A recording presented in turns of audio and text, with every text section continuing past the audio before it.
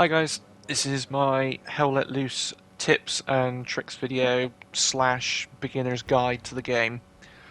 Starting off, just jump straight into it. This game is amazing. It's like no other, if I'm honest. Um, it's definitely not Call of Duty and it's definitely not Battlefield, that's for sure. The immersion of this game is phenomenal, and the factors that go into that make it so unique is the sense of teamwork that this game brings. A lot of that relies on, obviously, communication within your squad, within your team. Um, Obviously, there will probably be people out there that will be a little bit shying away from the communication and talking to other people. Um, I am one of those. I do get a bit of mic anxiety, and it at the end of the day, like you'll have people that are in your squad that for the most part tend to be really friendly and are always willing to help, whether you're a new player um, or whether you're playing a class for the first time and you might need help trying to understand what to do better with that class. Um, but I tend to find that like when I'm feeling a bit mic anxious, is just pop into prox chat, pop into squad chat at the start of a game, like maybe crack a joke or whatever, and obviously sort of just ease into the game that way.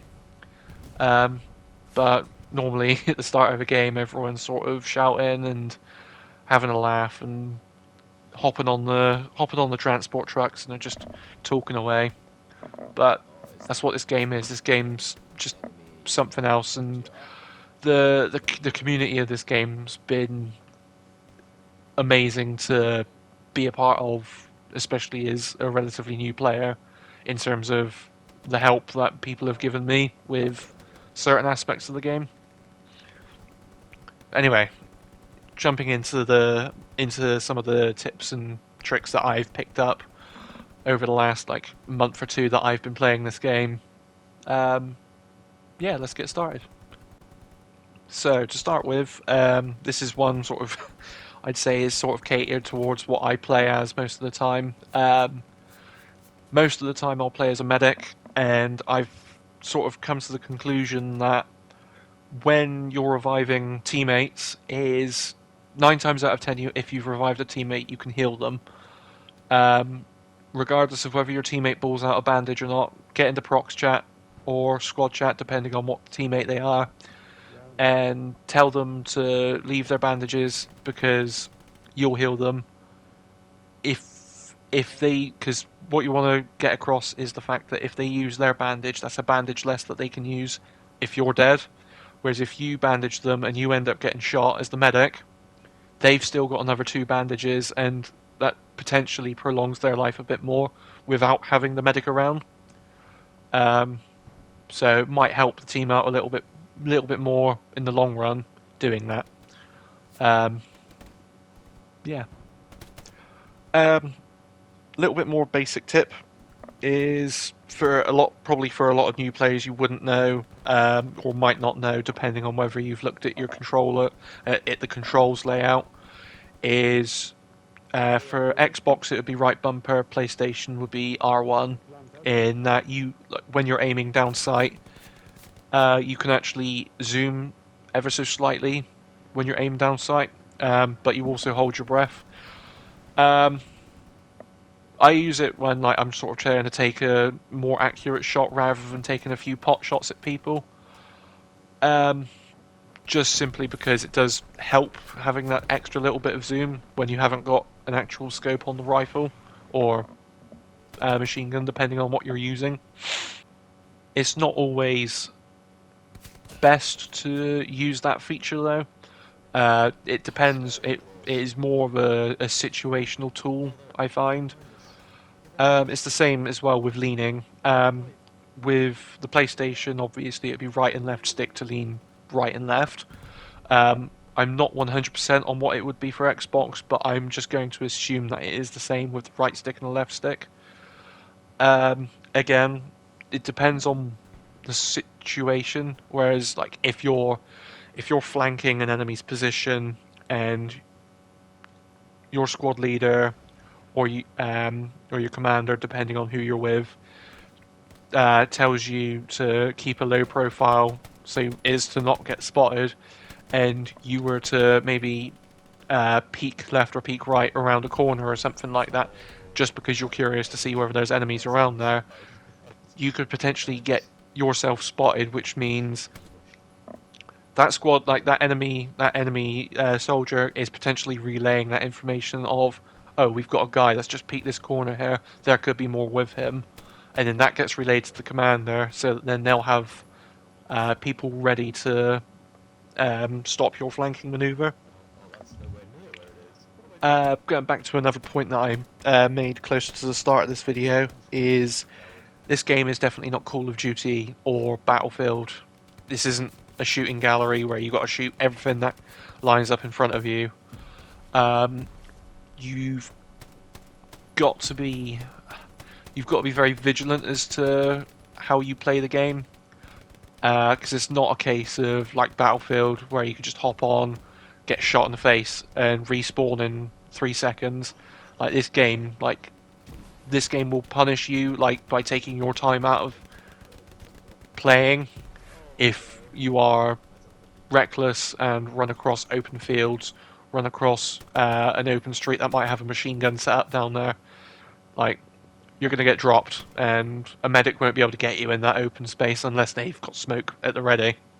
But even if they do, and it's a machine gunner at the end, that machine gunner is just going to fill that smoke cloud with lead. So ultimately, yeah, you're going to be bleeding out. You're going to have your 5 seconds of letting go, and then you've got 10-second timer of being killed in action, to then waiting on your respawn timer as well. So it is a very steep learning curve to play this game and to get good at the game, but I find that it is definitely worth putting those hours in and putting the time in to learn the game. It is by far one of the most grueling games to play as a new player or a noob or whatever, just simply because going into it with the mindset of this is going to be like Battlefield, this is going to be like Call of Duty, it's going to be very, very tough, and it's going to put you down, and it's going to put you in your place as a player, and it will break you, sort of thing, unless you submit to playing how the game should be played. Like, don't get me wrong, you can probably log into this game for the first time and you'll probably get a few kills like you would on Battlefield, like playing as you would like that, but it's not always going to be all rosy and like that. It's not always going to go your way playing like that.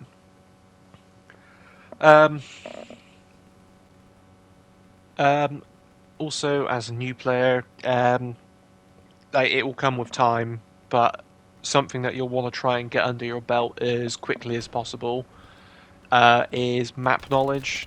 So ideas of where enemies might have garrisons, what directions enemies might be attacking from or could flank. It ranges from everything to whether you do end up hopping on artillery down the line and you could stop entire enemy advances with a few well-placed shots, knowing where they're coming from. Map knowledge is massive in terms of knowing where the enemy will be without actually knowing where they are. Whether it be along hedgerows in Purple Heart Lane or in the irrigations.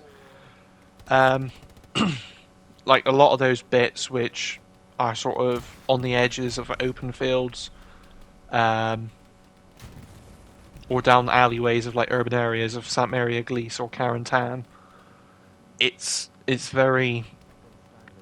You've got to sort of take into consideration that the enemy is going to be trying to give themselves either a neutral backdrop, so it'll be a lot harder to spot them, or it'll be a place where an enemy can dive into cover quickly if they end up taking fire from somewhere, which you'll also want to do the same. You'll want to try and have like a neutral backdrop, so your character, so your soldier doesn't produce a silhouette to enemies that might be trying to spot you. And it's the same with cover. You need, like, if you're trying to traverse terrain to get to an objective, try and stick near cover as best you can, or some form of cover.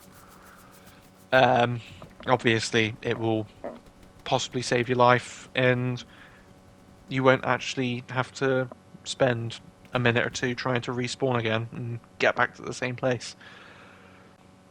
Another little tip, when you're spawning in, you may notice that there'll be garrisons placed that you won't be able to spawn on, and these garrisons tend to be highlighted in red.